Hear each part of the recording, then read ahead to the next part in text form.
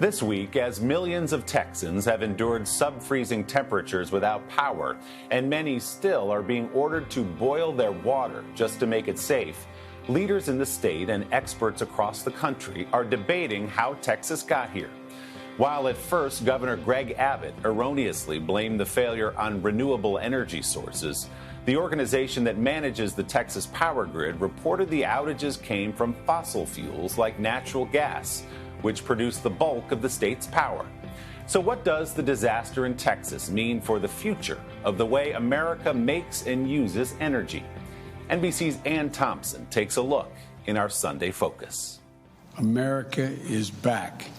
The U.S. is back in the climate fight, formally re-entering the Paris Agreement to global applause. Together, we need to invest in the technological innovations that are going to power our clean energy futures. As the eyes of the world focused on Texas and the devastating failure of its electrical grid.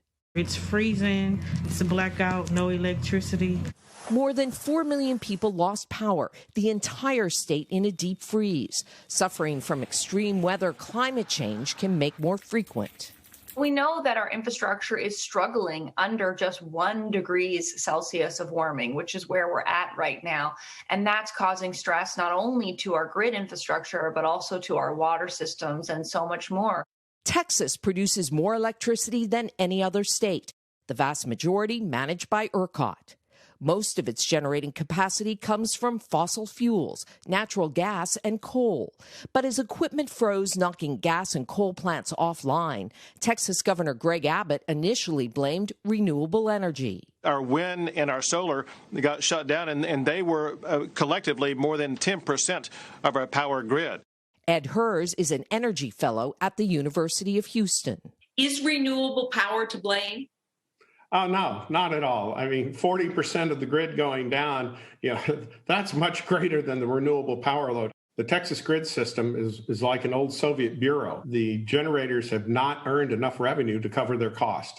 And so they haven't had an incentive to reinvest. And so with that neglect, the infrastructure begins to fail. Are you surprised by some of the political spin that's coming out of Texas in the wake of this crisis?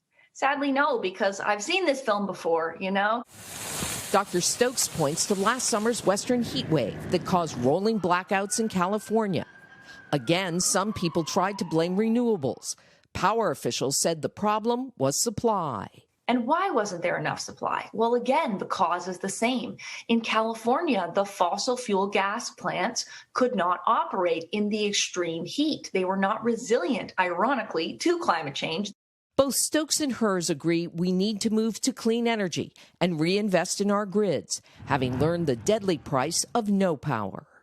The opportunity cost of not having reliable electricity is so much greater than another 1 or 2 pennies a kilowatt hour. This penny buys pound foolish approach of local government, of state government, and of federal government has led us to this deteriorating infrastructure, not just in Texas, but in many regions of the nation. So, Ed, what's the answer? Suck it up and spend some money.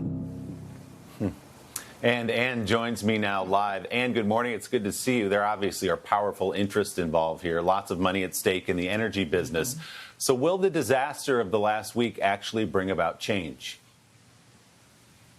I think it will. You're already seeing some movement in Texas. Willie, Governor Abbott, who famously initially blamed renewables for this crisis, is now saying that he wants the legislature to mandate winterization and modernization of the power generators in Texas.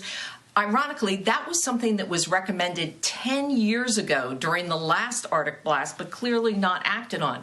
I think the other thing you're going to see is an increased move to clean energy, because it's those fossil fuel plants burning natural gas and coal that are causing climate change, and it's climate change that is causing the extreme weather events leading to things like we saw in Texas this past week. Yeah, it's hard to imagine a crisis of this magnitude doesn't rouse people here. Ann, thank you so much. Great piece. Hey, thanks for watching our YouTube channel. Find your favorite recipes, celebrity interviews, uplifting stories, shop our favorite deals, and so much more with the Today app. Download it now.